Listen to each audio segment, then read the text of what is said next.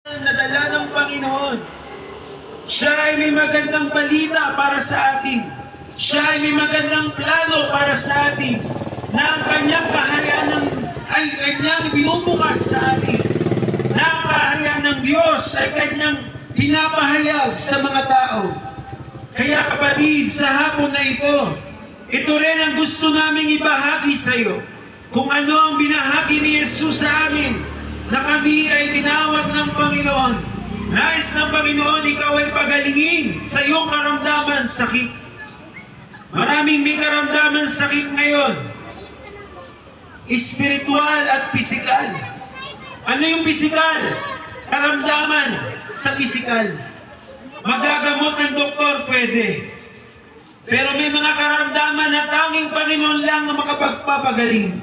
Tanging si Jesus lang ang makapagliligtas sa karamdaman ng tao na walang lunas. At may karamdaman din, emosyon. Karamdamang espiritual. Depression ay karamdamang espiritual. Depression ay karamdamang kaisipan. Pero ito ay napapagaling ng Panginoon. Kapatid, kaibigan, ang magandang balita ng Panginoon. Kung sasampalataya ka kay Jesus, ililigtas ka ng Panginoon. Ililigtas ka ni Jesus. Yan ang kanyang pangako. Yan ang kanyang salita. Sino mang sumampalataya kay Jesus ay hindi mapapahiya. Sino mang tumawag sa pangalan ni Jesus ay maliligtas. May.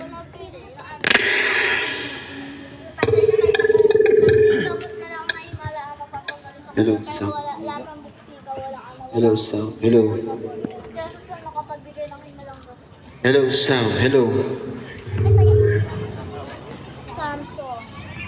Ito ang salita ng ating Panginoon, mga minamahal.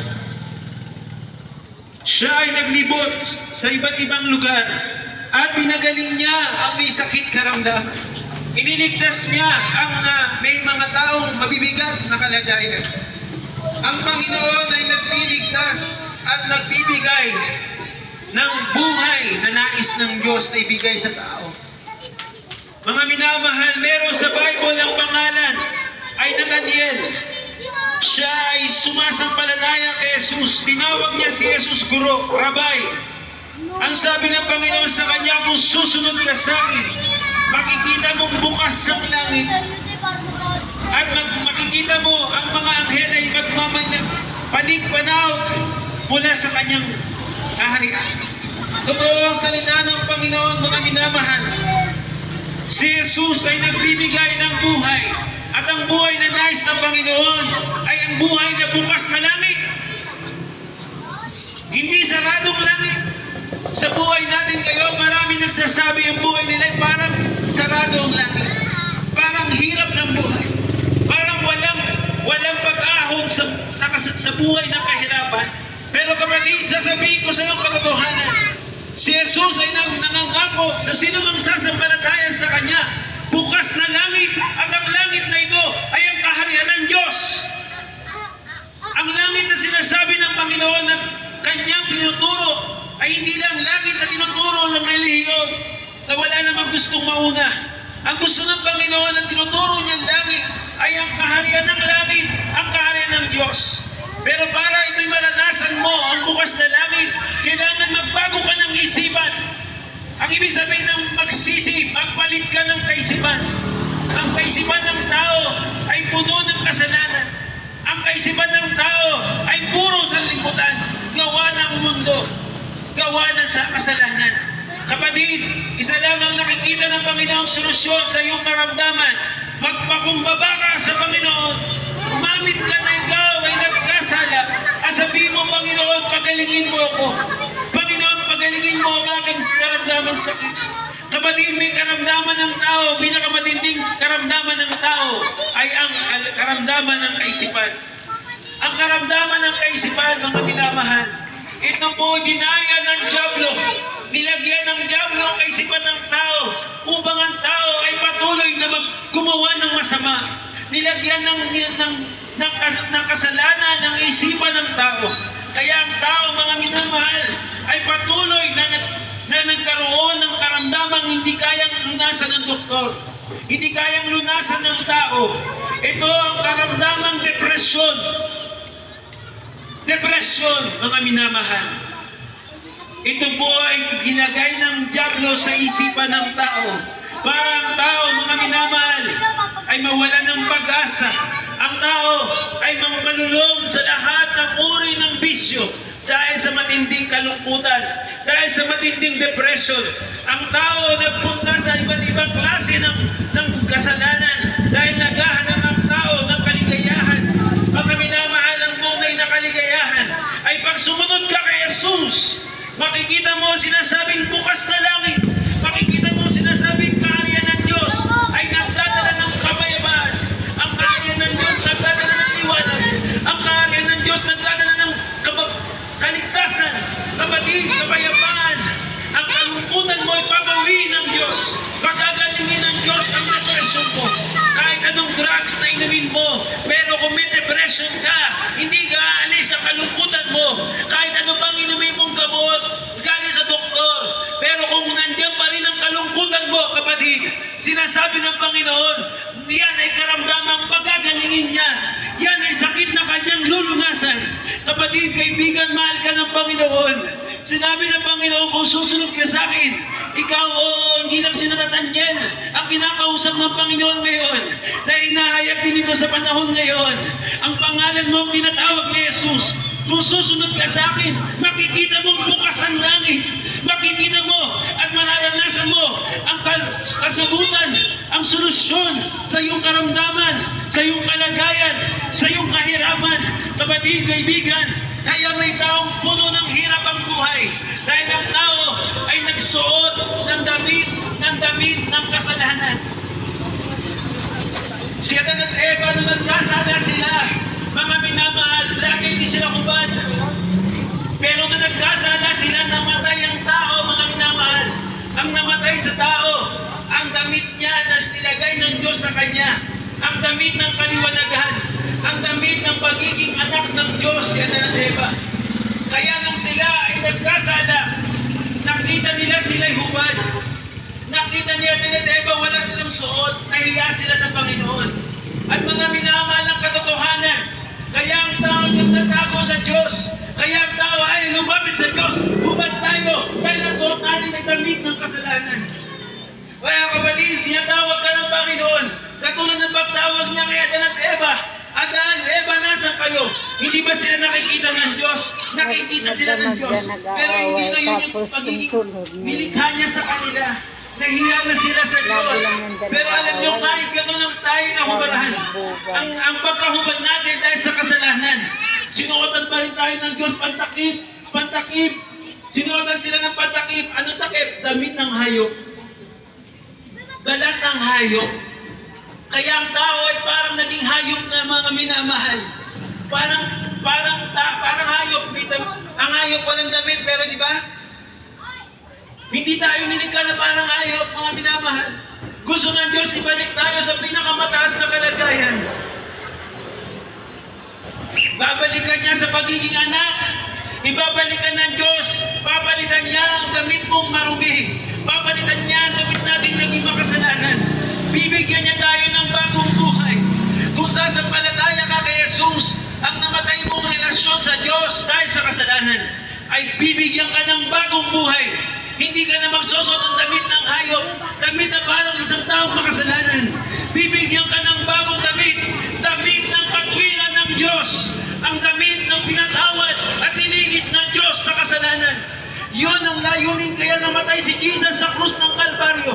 Yun ang dahilan kaya si Jesus namatay. Binayaran ng damit nating makasalanan. Binayaran ang kalagayan nating bagsak, mga minamahal, upang tayo ay mapatawad. Upang tayo ay magsuot ng damit ng kaliwanagan, damit na pinatawad ng Panginoon.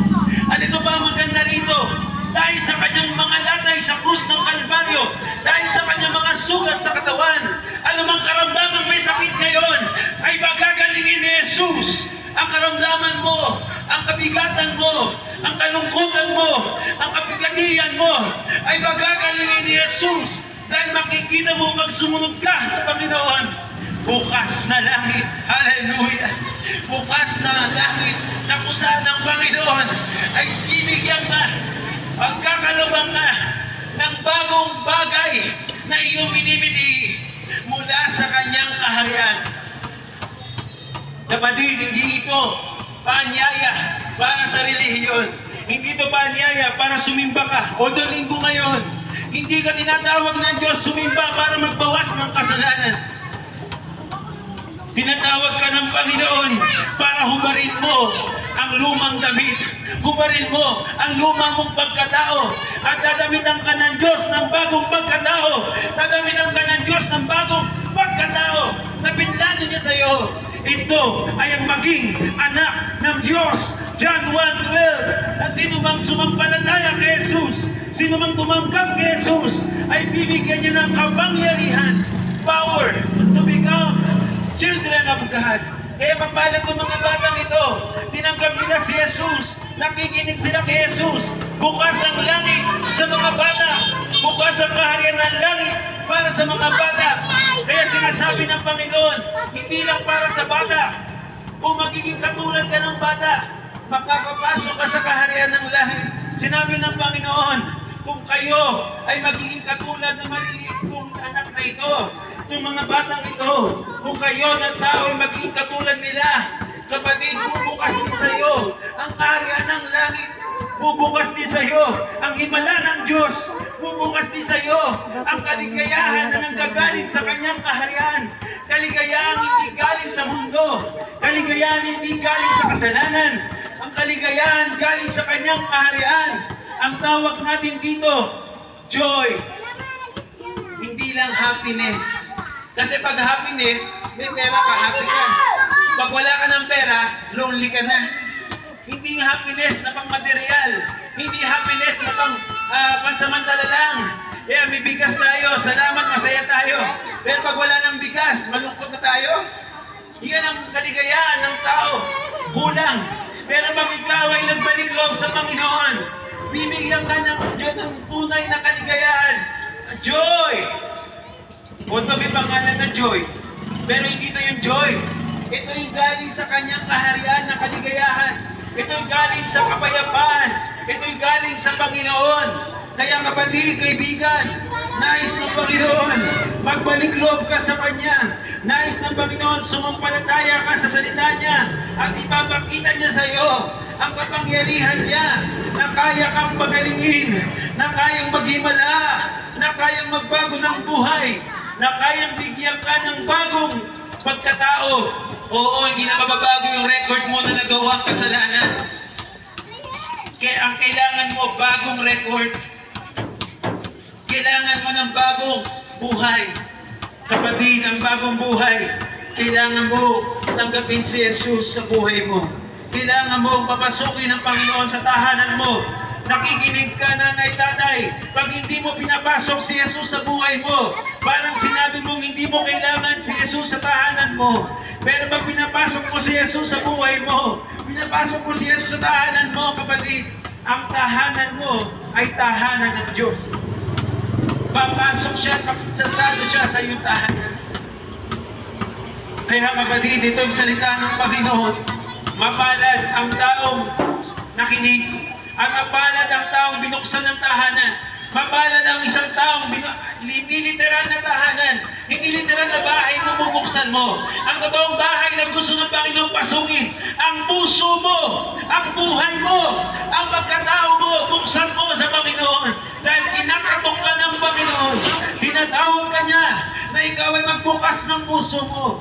Yun ang tunay niyang tahanan. Ang buhay ng tao na sa tawag sa Kanya, ang isang taong pagbabalik loob sa Kanya, ay siya ay magsasalo. Siya ay papasok sa buhay mo sa pamamagitan ng banal na Espiritu. Yes, ang Panginoon ay nasa langit. Pag tinanong mo yung tao dito, isang kabataan, nasa si Jesus, nasa langit. Totoo. Pero ang tanong ko, pwede bang pumasok si Jesus sa buhay mo? Pwede. Pwede pumasok si Jesus sa buhay mo kung tatanggapin mo siya. Kung bubuksan mo ang puso mo. Mananahan sa iyo ang banal na Espiritu ng Diyos. Papasok sa iyo si Jesus, ang presensya ng Panginoon sa buhay mo na makapagbabago ng buhay. Sino dito gusto tanggapin si Jesus sa buhay mo? Kung sino dito gusto tanggapin ng Panginoon sa tahanan niya, tanggap niya si Jesus. Kapatid, mabutihan. May relihiyo ka, tinanggap mo na si Jesus. Pero ang tanong, gusto mo bang mapabilang ang tahanan mo sa kaharian ng Diyos? Gusto mo bang mapabilang ka sa kaharian ng Diyos? Ito na yung pagkakataon. Sumunod ka sa Panginoon. Hindi mo lang siya tinanggap. Hindi mo lang siya tinanggap. Sumunod ka na kay Jesus. At makikita mong bukas ang langit. Hindi saradong langit. Makikita mo ang himala ng Diyos. Sumunod ka kay Jesus. Sumunod ka kay Jesus. Pagagalingin ka ng Panginoon. Sumunod ka kay Jesus. Palalayain ka niya sa bisyo, kasalanan. Sumunod ka kay Jesus. Mababago ang buhay mo. Sumunod ka kay Jesus. Iniligtas niya ang buong pamilya mo. Sabi ng Bible, sumampalataya ka. Sumunod ka. Ikaw at ang buong sambayan mo maliligtas. Hindi mo lang tinanggap. Dapat sumunod ka sa Panginoon. Willing ba kayong sumunod sa Panginoon, mga bata? Yan ang pangako ng Diyos sa inyo. Sa lahat ng taong tatanggap sa Kanya at susunod, bukas na langit. Pagpalain kayo ng Panginoon, Lord Bilbore. Sumayo ang kaharian ng Panginoon. Sumayo ang himala ng iyong hapon na nais ng Panginoon. Ate, kuya, sumunod ka na sa Panginoon. Habang bukas pa ang Kanyang langit. Habang bukas pa ang kaharian ng Diyos. Sumunod ka na sa Panginoon. Pagpalain tayo ng Diyos ngayong hapon. Matugtog tayo sa awit. Play mo lang yan. Bago ako manalangin, tugtugin natin ang isang awit.